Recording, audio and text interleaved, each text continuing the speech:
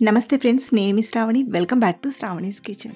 ఈరోజు మన ఈ వీడియోలో ఇన్స్టంట్గా చేసుకునే ఇడ్లీ రెసిపీని చూపించబోతున్నాను. ఇలా మనం ముందు రోజున టిఫిన్లోకి ఇడ్లీ దోశ పిండి చేసి పెట్టుకున్నప్పుడు లేదా అప్పటికప్పుడు ఇడ్లీలు చేయాలన్నా ఇలా రవ అటుకులు కలిపి ఇడ్లీ చేసి చూడండి. సాఫ్ట్గా చాలా రుచిగా వస్తాయి.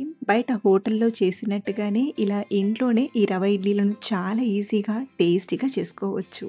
అలాగే ఇందులోకి మంచి కాంబినేషన్గా కొత్తిమీర కొబ్బరి చట్నీని చూపించబోతున్నాను.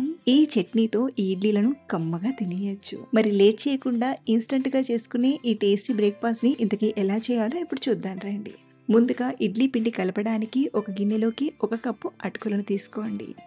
మీరు ఏ అటుకులనైనా వాడుకోవచ్చండి. ఇక్కడ నేను లావు అటుకులను తీసుకుంటున్నాను. ముందుగా ఒకసారి బాగా కడిగి నీళ్ళన్నీ వంపేసి తీసుకోండి. ఇప్పుడు మనం ఏ కప్పుతో అయితే అటుకులను తీసుకున్నామో అదే కప్పుతో 1 కప్పు పెరుగును తీసుకోండి.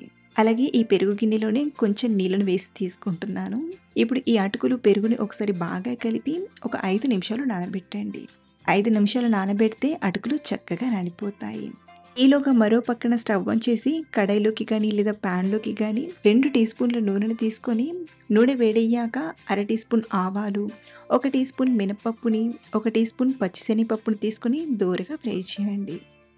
ఇవిలా కొంచెం ఫ్రై అయ్యాక ఇందులోనే సన్నగా కట్ చేసిన ఒక పచ్చిమిరపకాయ ముక్కల్ని, అలాగే సన్నగా తరిగిన కొద్దిగా కరివేపాకును, 1/2 కప్ అంతా క్యారెట్ తురుమును తీసుకుని 1-2 నిమిషాలు ఫ్రై చేయండి.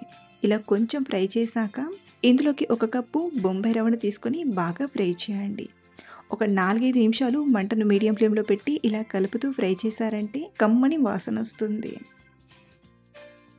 ఇలా బాగా ఫ్రై చేశాక ఇప్పుడు స్టవ్ ఆఫ్ చేసేసి ఈ ప్యాన్ని రెడీగా పక్కన ఉంచండి. లేదా మీరు కావాలంటే ఒక ప్లేట్లోకి తీసుకొనైనా పక్కన పెట్టుకోండి. 5 నిమిషాల తర్వాత చూడండి, అటుకులు చక్కగా నానాయి కదా. ఇలా బాగా నానాక ఇప్పుడు ఈ అటుకులను మిక్సీ గిన్నెలోకి తీసుకోండి. అవసరమైతే కొంచెం నీళ్ళను వేసి ఇలా మెత్తగా రుబ్బి తీసుకోండి. ఇప్పుడు ఈ అటుకుల పిండిని మళ్ళీ గిన్నెలోకి తీసుకొని అలాగే మనం ఇందాక ఫ్రై చేసిన రవ్వని కూడా తీసుకొని బాగా కలపండి. కన్సిస్టెన్సీకి సరిపడా నీళ్ళను కొంచెం కొంచెంగా తీసుకుంటూ ఇడ్లీ పిండిలా కలపాలి. ఇక్కడ నేను మిక్సర్ జార్లోని కొంచెం నీళ్ళను తీసుకున్నాను. చూడండి, పిండి అనేది మరీ గట్టిగా మరీ పలుచగా కాకుండా ఈ కన్సిస్టెన్సీలో కలిపి తీసుకోండి. మనం కావాలంటే పిండి నానిన తర్వాత మళ్ళీ కన్సిస్టెన్సీని అడ్జస్ట్ చేసుకోవచ్చు. రవ్వ నానేంతసేపు మూత పెట్టి ఒక 10 నిమిషాలు పక్కన పెట్టండి. ఈలోగా మనం ఇందులోకి కమ్మని చట్నీని ప్రిపేర్ చేసుకుందాం. స్టవ్ ఆన్ చేసి ప్యాన్లోకి ఒక 2-3 టీ స్పూన్ల నూనెని తీసుకొని నూనె వేడయ్యాక 1 టేబుల్ స్పూన్ పచ్చిశనగపప్పును తీసుకొని దోరగా ఫ్రై చేయండి. పప్పు ఇలా ఫ్రై అయ్యాక ఇందులోకి ఒక 3-4 కట్ చేసిన పచ్చిమిరపకాయ ముక్కల్ని, అలాగే కొంచెం కరివేపాకును తీసుకొని ఫ్రై చేయండి. వీటిని ఇలా చక్కగా ఫ్రై చేశాక ఇప్పుడు స్టవ్ ఆఫ్ చేసేసి ఇందులోకి ఒక పిడికెడంతా కొత్తిమీరాకును కాడలతో సహా తీసుకొని ఒకసారి బాగా కలపండి. ఈ ప్యాన్ వేడికి ఇలా ఒకసారి బాగా కలిపేసరికి కొత్తిమీరాకు అనేది సాఫ్ట్గా అయిపోతుంది. మరి మనం కొత్తిమీరాకును ఫ్రై చేయాల్సిన అవసరం లేదు. చూడండి, సాఫ్ట్గా అయిపోయింది కదా. ఇది కొంచెం చల్లారాక మిక్సర్ జార్లోకి తీసుకోండి. ఇందులోనే ఒక 1/2 కప్పు పచ్చి కొబ్బరి ముక్కలను, 4-5 పొట్టు పొలిచేసిన వెల్లుల్లిపాయల్ని, 1/2 టీ స్పూన్ జీలకర్ర, 1/2 అంగుళం అల్లం ముక్కని, రుచికి సరిపడా ఉప్పుని, చిన్న చింతపండు రెబ్బను తీసుకొని బాగా గ్రైండ్ చేయండి. గ్రైండ్ చేసేటప్పుడు కన్సిస్టెన్సీని బట్టి కొంచెం నీళ్ళను వేసి ఇలా మెత్తగా రుబ్బి తీసుకోండి. ఇప్పుడు ఇందులోకి పోపు కోసం ఒక 2-3 టీ స్పూన్ల ఆయిల్లో ఆవాలు, ఇంగువ, ఎండుమిరపకాయ, కరివేపాకు వేసి బాగా ఫ్రై చేసి చట్నీలోకి తీసుకోవడమే. అంతే, టేస్టీగా కొబ్బరి కొత్తిమీర చట్నీ తయారైపోయింది. ఈ చట్నీతో ఇడ్లీ తింటే తిన్నా కొద్దీ తినాలనిపిస్తుందండి. మరి చట్నీ ప్రిపరేషన్ చూసాం కదా. ఇప్పుడు పిండి నానిందో లేదో చూద్దాం. రవ్వ బాగా నాని కాస్త పిండి అనేది గట్టిపడింది కదా. ఇప్పుడు మళ్ళీ కన్సిస్టెన్సీని అడ్జస్ట్ చేసుకోవాలి. కాబట్టి మళ్ళీ కొంచెం నీళ్ళను తీసుకొని మనం ఇడ్లీ పిండి కన్సిస్టెన్సీలో కలపండి. మనకు ఈ పిండి మరీ గట్టిగా ఉండద్దు, అలాని పల్చగా చేసిన ఇడ్లీలు సరిగ్గా రావు. కాబట్టి ఈ వీడియో క్లిప్లో చూపిస్తున్నట్టుగా కన్సిస్టెన్సీలో కలిపి తీసుకోండి. ఇప్పుడు ఇందులోకి రుచికి సరిపడా ఉప్పుని, 1/2 టీ స్పూన్ వంట సోడాను తీసుకోండి. ఇడ్లీలు చక్కగా పొంగుతాయి. అలాగే కొంచెం తరిగిన కొత్తిమీరాకును తీసుకొని ఒకసారి బాగా కలపండి.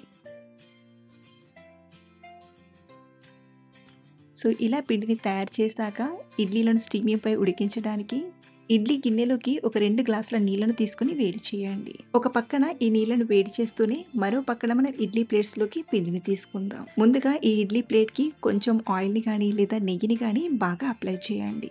ఇక్కడ నేను కొంచెం గార్నిషింగ్‌గా క్యారెట్ తురుమును అలాగే కొత్తిమీర ఆకును ఇలా తీసుకుంటున్నాను. ఇది కంప్లీట్‌గా ఆప్షనల్ అండి. ఎలాగో మనం పిండిలో క్యారెట్, కొత్తిమీర ఆకు వేసాం కాబట్టి ఈ స్టెప్‌ని స్కిప్ చేసైనా చేయొచ్చు. ఇలా ఇడ్లీ ప్లేట్స్‌లోకి పిండిని తీసుకున్నాక పైపైన కొంచెం నీట్‌గా అని తీసుకోండి. లేదంటే పిండిని తీసుకున్నట్టుగానే ఇడ్లీలు ఉడికి రెడీ అవుతాయి. ఇక్కడ నేను 3 ప్లేట్స్ వరకు ఇడ్లీలను చేస్తున్నాను.